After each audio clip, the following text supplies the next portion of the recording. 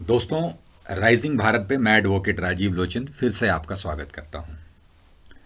आज जिस विषय को लेकर मैं आपके सामने प्रस्तुत हुआ हूं वो बड़ा ही गंभीर विषय है और जिसके बारे में पिछले 2 दिनों से गहन चर्चा सारे news channels, electronic media, print media पे यह हो रही है कि पंजाब में जो प्रधानमंत्री के सुरक्षा के साथ खिलवाड़ हुआ है,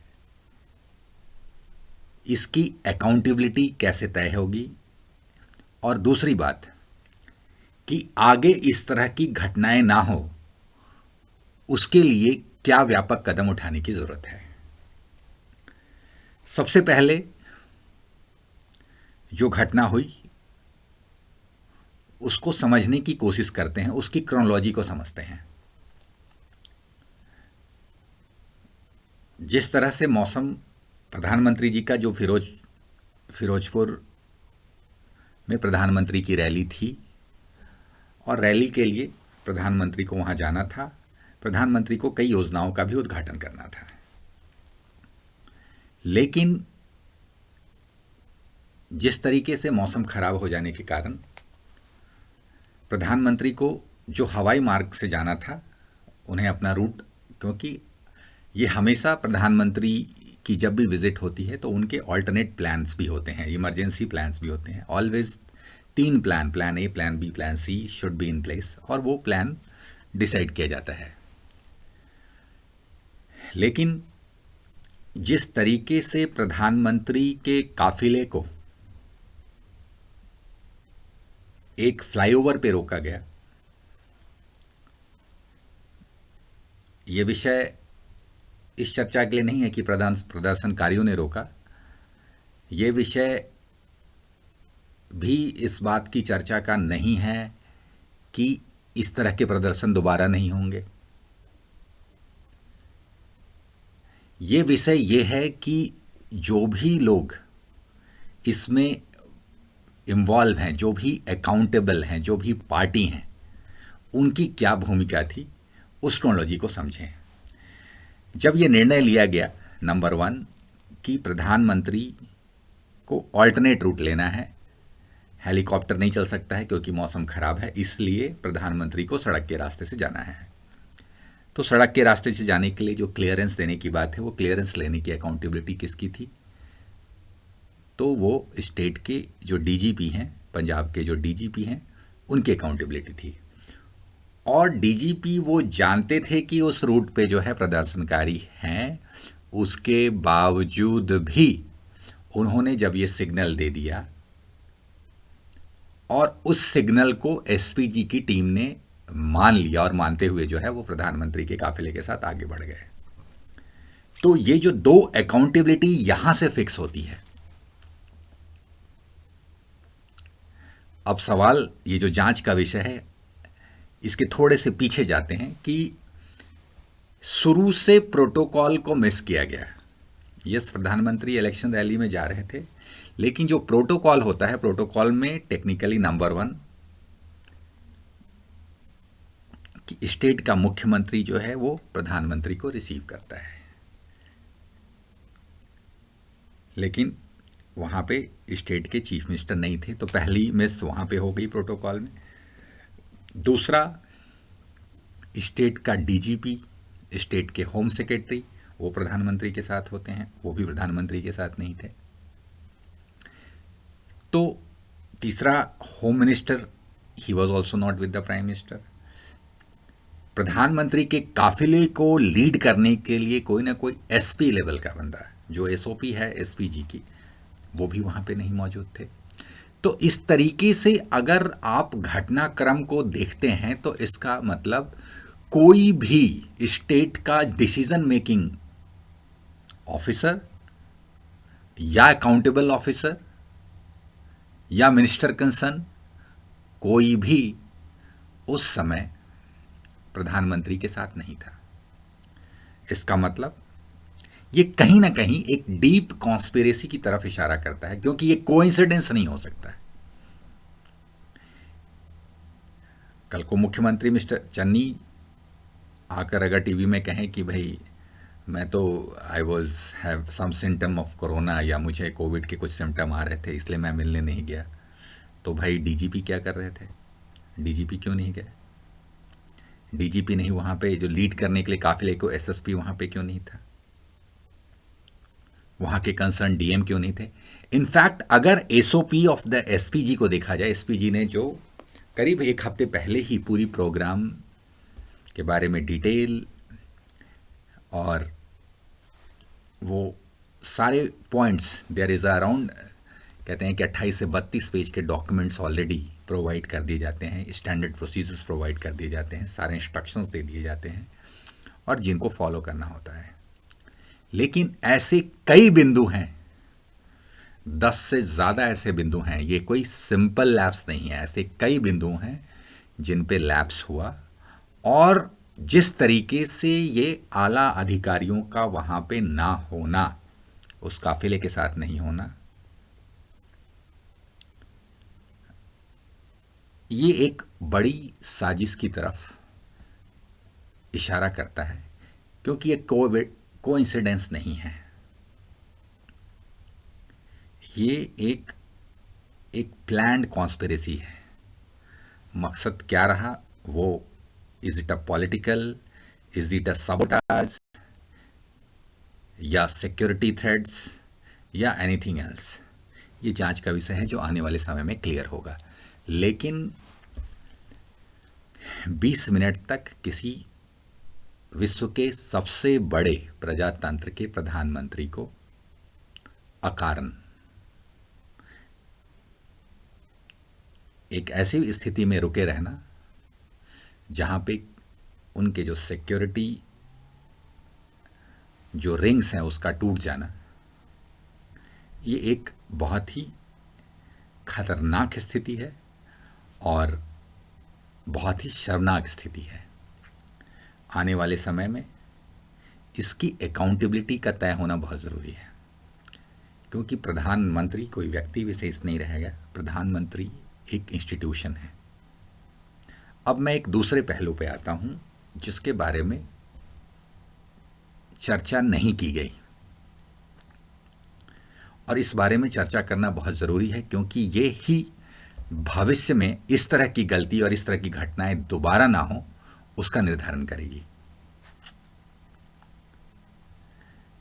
ये इंडिकेशन एसपीजी को 2 प्रोटोकॉल्स के इजीली मिल गया होगा कि नंबर 1 मुख्यमंत्री का रिसीव नहीं करना, और नंबर 2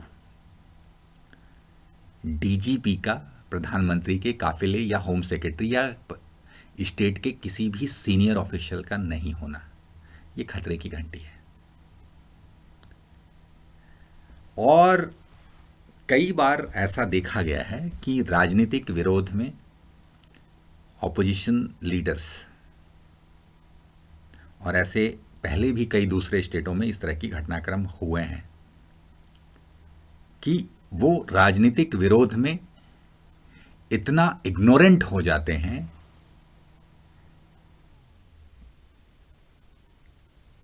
कि कई बार वो एक साजिश का हिस्सा बन जाते हैं।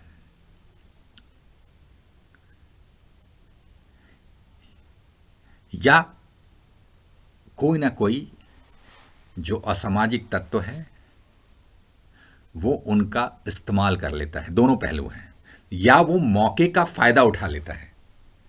जिस तरह की खबरें आ रही है कि जो किसान के प्रदर्शन हो रहे हैं या प्रदर्शनकारी हैं, उससे पहले कई जो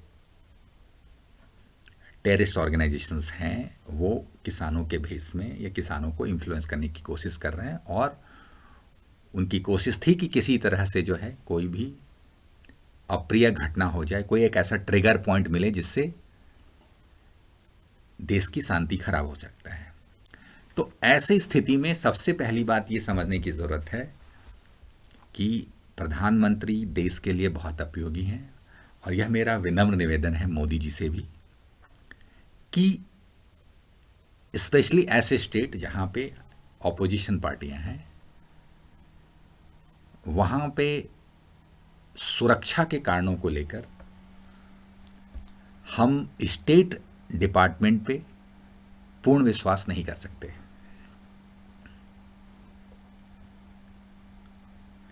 हमारे प्रधानमंत्री मोदी जी तो देश के सबसे प्रिय प्रधानमंत्री में से एक हैं और वो हमारे लिए बहुत ज़रूरी हैं, हमारे देश की ज़रूरत है। और इसीलिए प्रधानमंत्री से हमारा विनम्र निवेदन है कि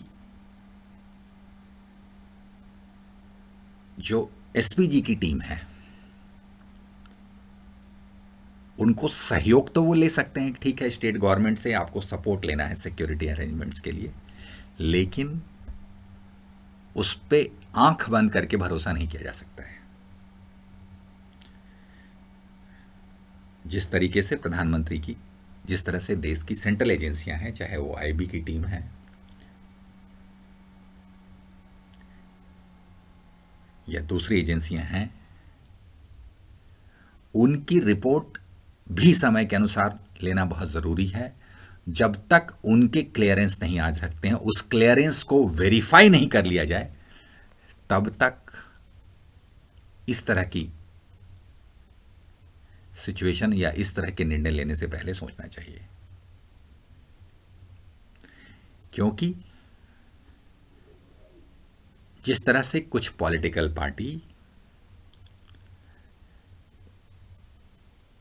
अपना राजनीतिक आइडियोलॉजी या जो नैतिकता है वो धीरे धीरे खोते जा रहे हैं, उनकी ज़मीन खिसकती जा रही है, तो उनके गिरने का लेवल दिनों दिन बढ़ता जा रहा है।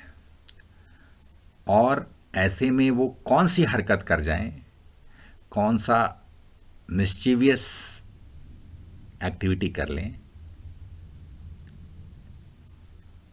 कि देश को बहुत बड़ा नुकसान भुगतना पड़े। और मैं इस बात को एग्जाम्पल के साथ कह सकता हूं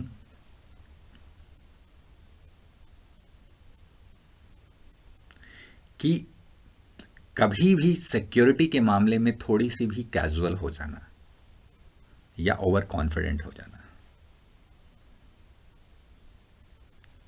इंदिरा गांधी के साथ जो सिचुएशन हुई उसको सारा देश ने देखा, राजीव गांधी जी के साथ जो सिचुएशन हुई उसको पूरे देश ने देखा। इसलिए क्योंकि कोई व्यक्ति विशेष किस समय किस सेंटिमेंट के द्वारा इन्फ्लुएंस होकर कौन सा गलत कदम उठाने को तैयार हो जाए, और भीड़ का, जब भीड़ उग्र होती है, भीड़ का कोई रूल नहीं होता है। दिल्ली दंगे में हम देख चुके हैं। तो कहीं ना कहीं एसपीजी को इस बात का ध्यान भी रखना पड़ेगा कि हम स्टेट को सिक्योरिटी के मामले में आंख बंद कर ट्रस्ट नहीं कर सकते। आने वाले समय में अकाउंटेबिलिटी जरूर तय होगी। हमें यह उम्मीद है कि होम मिनिस्ट्री, इवन जब मामला सर्वोच्च न्यायालय में आ गया है तो सर्वोच्च न्यायालय एक निर्णायक फैसला देगी और जो भी लोग अकाउंटेबल हैं उनके अगेंस्ट कार्रवाई होगी जिन्होंने प्रधानमंत्री की सुरक्षा से खिलवाड़ करने की कोशिश की है। लेकिन सबसे बड़ी बात है कि हम इस घटना से हमने क्या सीखा और आगे इस तरह की घटनाएं ना हो उसके लिए हम क्या कदम उठा रहे हैं। क्योंकि जिस तरह से भारत का प्रजातंत्र है, हर साल कहीं ना कहीं इलेक्शन हो रहे होते हैं, किसी न किसी स्टेट में इलेक्शन हो रहा होता है, ये कैंपेन चलेगा और प्रधानमंत्री का विजिट भी होता रहेगा। लेकिन जो सुरक्षा एक ऐसा विषय है, और प्रधानमंत्री की सुरक्षा, क्योंकि प्रधानमंत्री हमारे देश की ज़रूरत है, वो सर्वप्रिय हैं, तो उनकी सुरक्षा में किसी भी तरह का नेग्लिजेंस की कोई गुंजाइश नहीं है। अगर आपको हमारा वीडियो पसंद आए तो लाइक करें, शेयर करें और सब्सक्राइब करें। धन्यवाद।